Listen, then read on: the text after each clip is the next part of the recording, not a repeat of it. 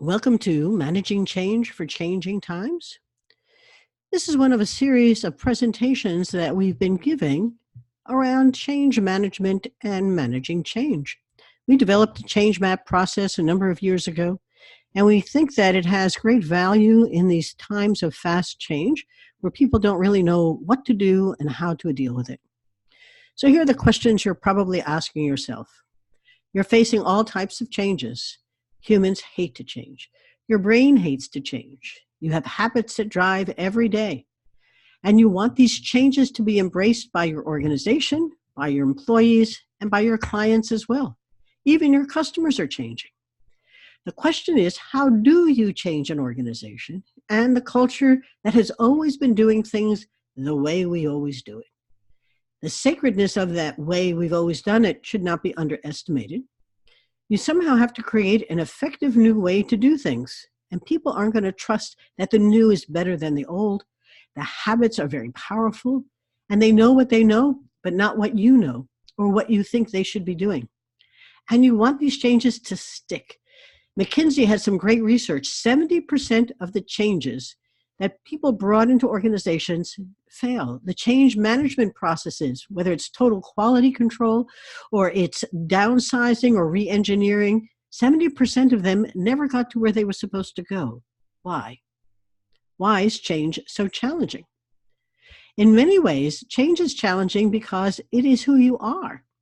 It isn't the clothes that you wear. Wouldn't it be easy if you just said, I don't want you to wear a tie anymore, or I want you to wear a tie, or I want you to have lunch with different people. I want you to work outside your silos.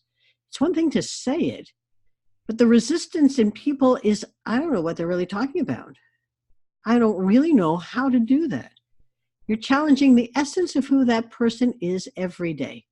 And that should not be underestimated as a problem to solve or something that's really important for you to understand.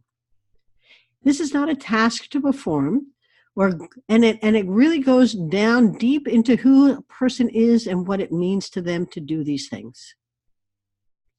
So what are the right ways to change? Are there right or best practices?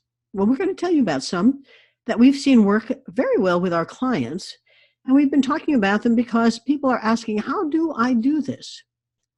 They ask the question, am I changing their beliefs or their behaviors or what they value or their story, all of which are part of their culture and who they are? How do we get them to see, feel, and think in new ways?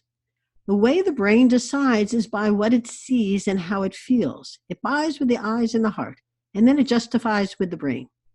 So thinking comes last, not first, and doing follows all of them. So if it doesn't feel good and I don't trust it, and I haven't seen what they really mean, I'm not going to do it.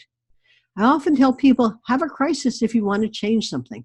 You need a fire for us to come in and have the energy among your staff to find a different way of doing it. It's a little like Weight Watchers for your company. You know you have to lose 40 pounds or, kill $6 million in expenses. You just don't know where to begin. And you need the right benchmarks to know where you are and where to go. And the last point here is, how will you reward the new and reduce or eliminate the old? It's always the first part in people's minds to reward the new.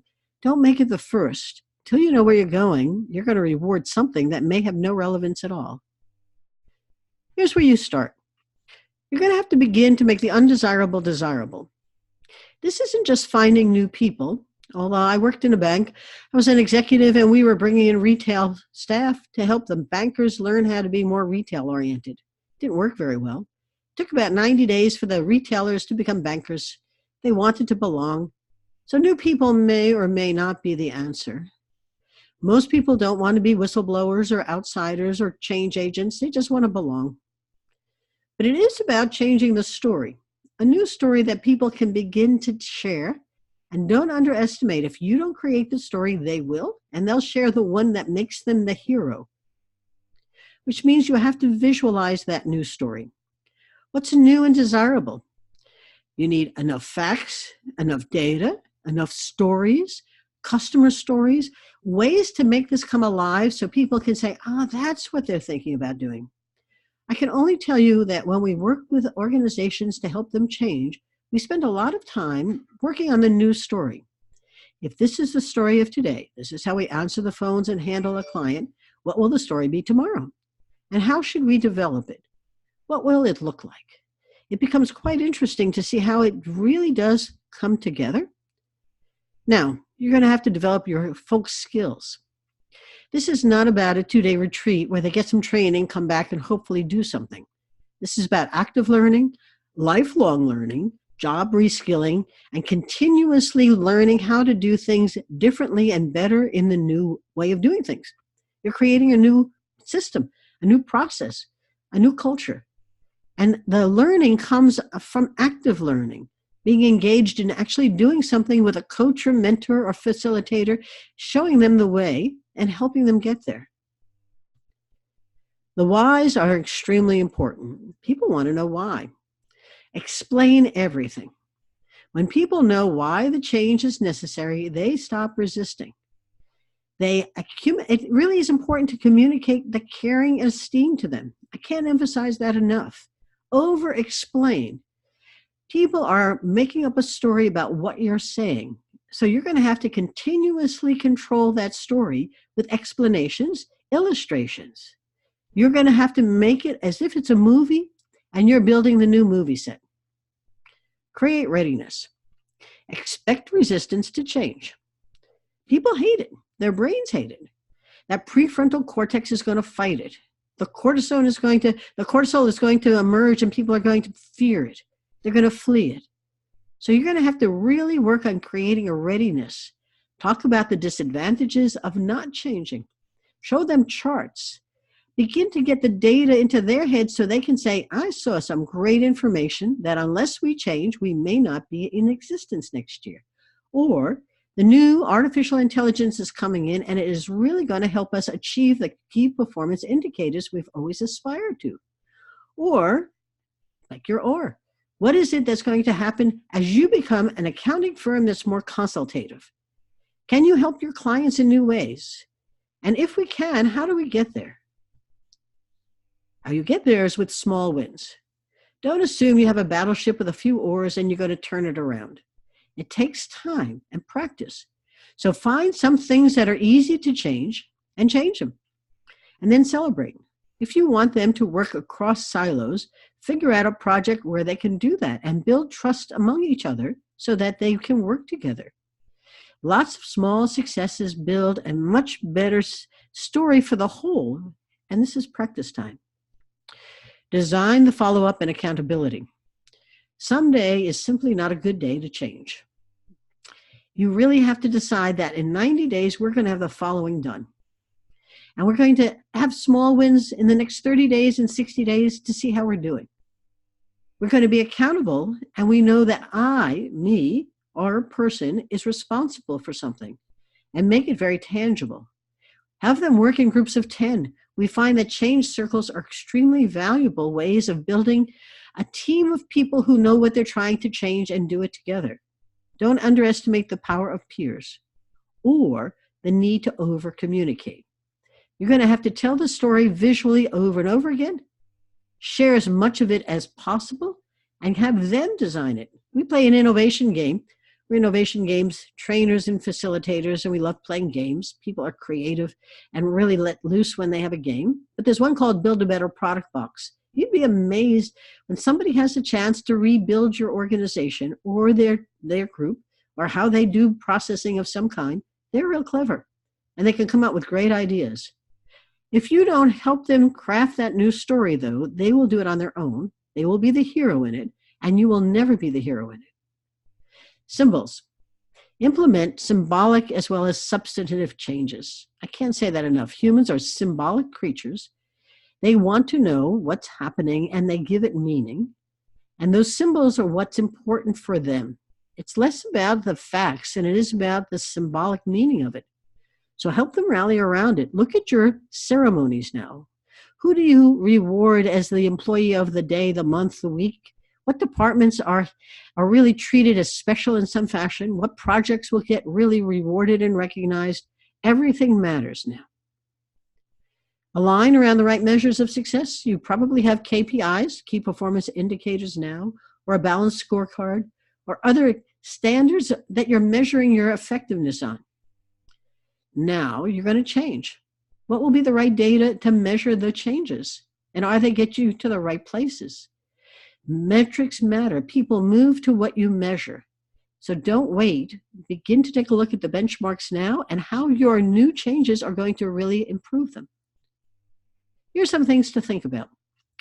People are monkeys. They mimic each other. They look at others. They bond. They do it unconsciously.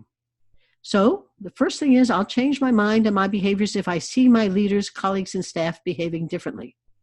If you don't, you simply may not. I'll change my mind and my behaviors if I understand what's being asked of me and it makes sense. Don't underestimate the thinking part. I have to see it and feel it, but I have to think about it. And it wants to make alignments, congruence between what they believe to be true and why they have to change. Why matters a lot. Over and over again, you're going to have to tell them why. Now change your behaviors and your mind if you train me. Develop my talent and skills. I can learn new ways to do things if you invest in me. But this means not a one-off, one-time shot. This means really ongoing coaching and training to help them do something differently. We had a client come to us who wanted to change their staff and make them more different. It doesn't matter what they were. They were really good at what they did, but they wanted them to be more outgoing and socially engaged and responsible to building the business. They wanted them not to run a department, but to see how they could grow a business. It's not easy. They weren't even sure what it meant. And then change your organization. Visibly show people that things are changing. If you are a very competitive organization, we worked with a commodities trader once. They didn't get along very well at all. We work with family firms who are very collaborative, but they don't really always get the results you wanted. We've had entrepreneurs who needed type A's to organize them and extremely rules-driven organizations that needed a little entrepreneurship. So if you're going to change, be very conscious of what it is you're going to change and how you're going to show people that it is changing. Reward and recognize them and celebrate. I have 8 core principles that we like to follow. The first is clearly define your change and map it out, making undesirable really desirable. Keep your language simple. Start at the top, but think about it from the bottom up. Engage and teach the front lines. This is all about them. You think it's about you, but it's about them. You're going to have them change everything, the essence of who they are, how they succeed, and you want them to do it with joy, not pain. Use your culture, whatever it is. That's what they know. That's who they signed up to play with. Now you're going to ask them to change. Build it within the culture you have.